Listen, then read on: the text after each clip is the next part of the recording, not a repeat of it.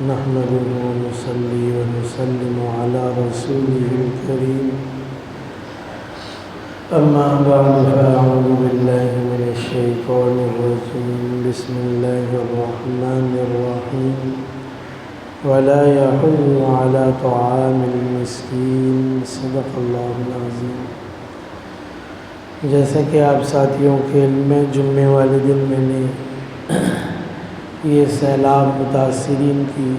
امداد کا اعلان کیا تھا، تو یہ چیز تھی کہ آئندہ اگر کام کرنا پڑ جائے تو کیسے کام کریں، کس جگہ کام کریں۔ تو کل میرا کچھ سفر تھا دن بھر، اسی اعتبار سے میں نے سوچا مختصر سی کارگزاری آ جائے۔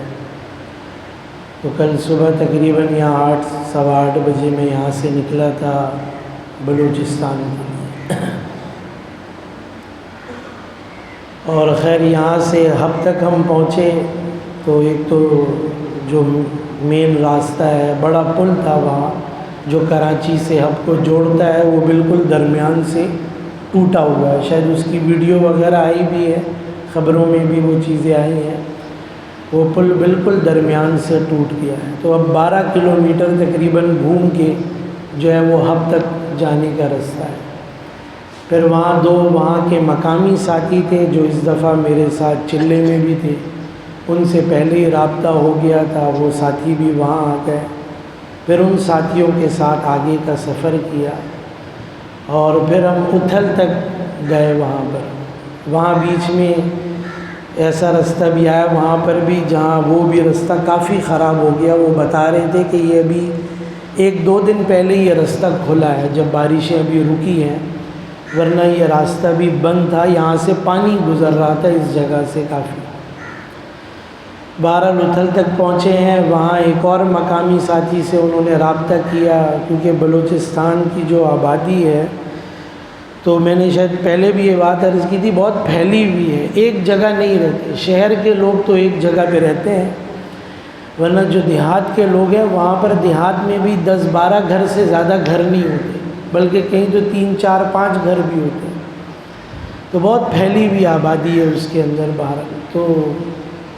ایک تو یہ چیز دیکھ کے بھی بڑا عجیب لگا۔ میں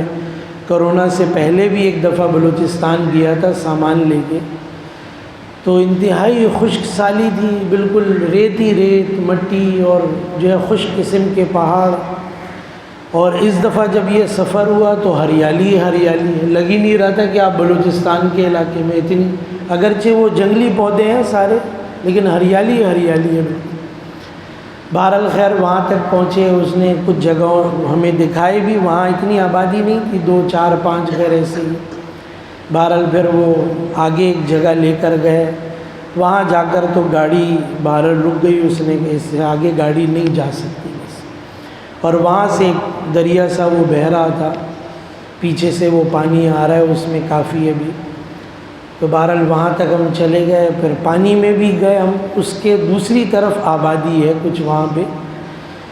تو بہرحال ہمارا تو ارادہ تھا کہ اس طرف تک چلے جائیں دیکھنے کے لیے، لیکن بیچ میں پانی بہت زیادہ تھا وہاں پر، اور ابھی بہت تیز بھی تھا پانی، اور ہمیں کیونکہ راستے کا ایسا اندازہ نہیں تھا کہ کس جگہ پانی کم ہے یا زمین کیسی ہے، ہمیں اندازہ نہیں تھا اس کا۔ بہرحال تو وہاں بہرحال مقامی ساتھیوں سے کچھ نوعیت لی ہے اس اعتبار سے، اور کیونکہ وہ شہر سے اور سڑک سے بھی دور ہے ان کی آبادی وہاں سے۔ تو بہرحال یہ چیزیں ایک تو اس اعتبار سے بھی دیکھا جائے تو وہاں کا جو مجمع ہے نا، وہ دنیاوی اعتبار سے بھی کمزور ہیں، محنت مزدوری کرنے والے غریب لوگ، سادے سے لوگ، گھر بھی سادے، لباس بھی سادے۔ ایک تو دنیاوی اعتبار سے بھی کمزور ہیں، اور ساتھ ساتھ دین کے اعتبار سے بھی کمزور ہیں۔ کل میں جب آیا تو رات میں ساتھی بتا رہے تھے کہ کل منگل مشورے میں بھی بات چلی ہے کہ بھئی وہاں جماعتیں بھی جائیں، تو واقعتاً دین کے اعتبار سے بھی بہت کمزور ہیں، نہ نمازیں ہیں نہ کلمہ ہے، دین کے بارے میں بھی اتنا کچھ نہیں جانتے، بس گزر رہی ہے زندگی ان کی اس کے اندر۔ اس دونوں چیزوں کی ہی بہت ضرورت ہے، یہ بھی محنت ہو کہ بھئی ان کی دین کی بھی فکر کی جائے،